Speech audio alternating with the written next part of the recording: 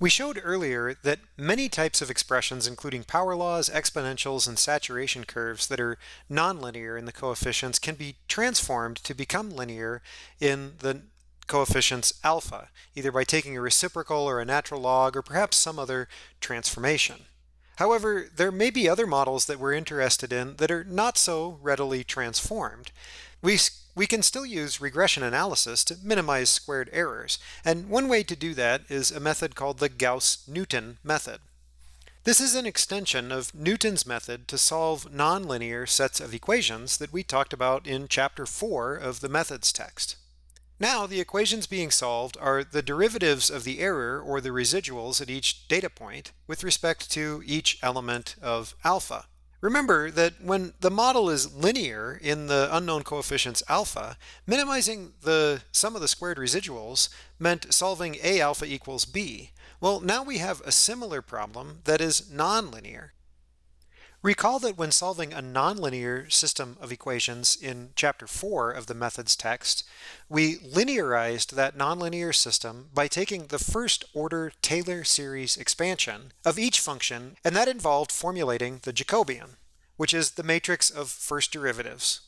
And applying the Gauss-Newton method means that we need to find the Jacobian of the errors as a function of each of the alphas, where each row in this Jacobian represents one of the residuals, and each column represents one of the unknown coefficients alpha. So if we have m plus 1 unknown coefficients alpha, or parameters, then we have m plus 1 columns. And if we have n data points, then we have n residuals giving us n rows. So this is not typically going to be a square matrix. Usually it has far more rows than it has columns. So in order to apply Newton's method, we need to make an initial guess for alpha and then develop an iteration function that provides us with subsequent guesses of alpha based on previous guesses of alpha. And we do that by taking the inverse of the transpose of the Jacobian multiplied by the Jacobian, and then multiplying that by the Jacobian's transpose.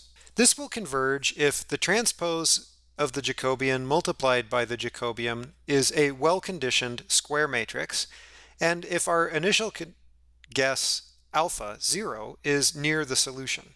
There's an example using this method in the notes. It's example 6.7. When we perform nonlinear least squares regression, we should not use R squared to compare the goodness of fit. The nonlinear least squares regression method violates assumptions that are used in developing R squared. And therefore, we also cannot use R bar squared. Instead, we use a measure called the standard error of the regression, which is simply the root mean square of the residuals. So we sum over the squares of the residuals, divide by the total number of them, and take the square root. This is quite different from R squared and R bar squared.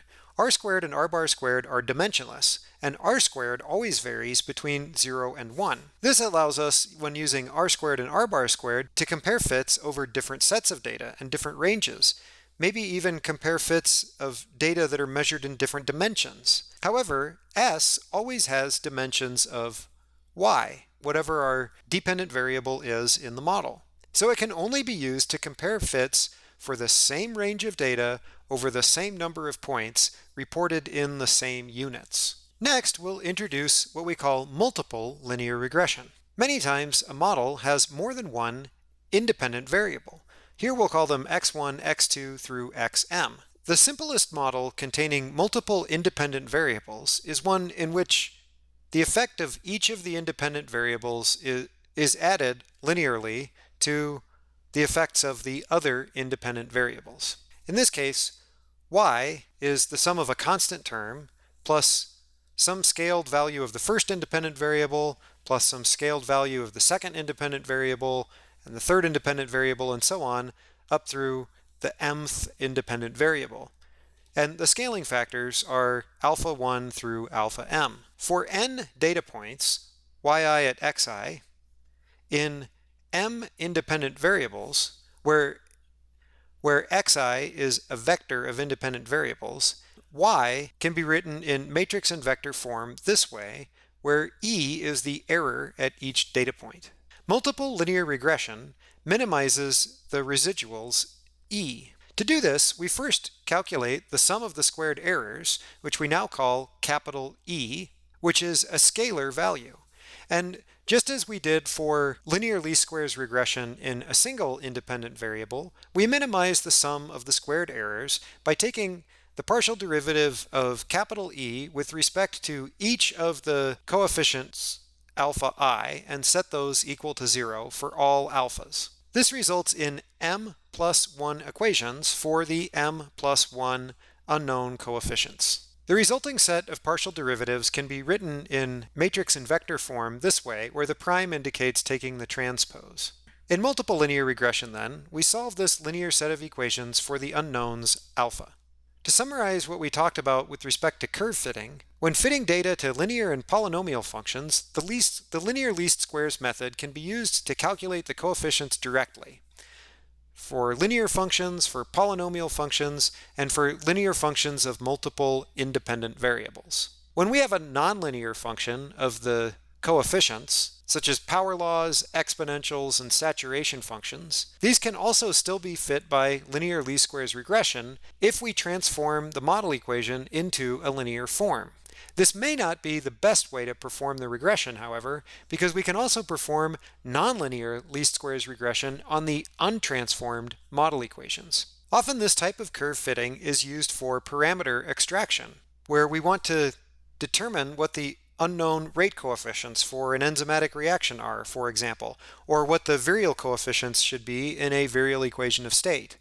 It can also be used for model determination. That is, if we have multiple candidate models, we can compare how well each candidate model fits the data to the others, but we have to be careful comparing fits to different models. We do this using measures of the goodness of fit. Usually, more parameters result in a better fit, but a better fit does not mean that a model with more parameters is correct or more correct than a model with fewer parameters. For this reason, we have to be careful which measures of the goodness of fit we apply. We introduced the MATLAB built-in functions polyfit and polyval, and we talked about measures of the quality of the fit, such as r squared, r bar squared, and the standard error of the regression, s.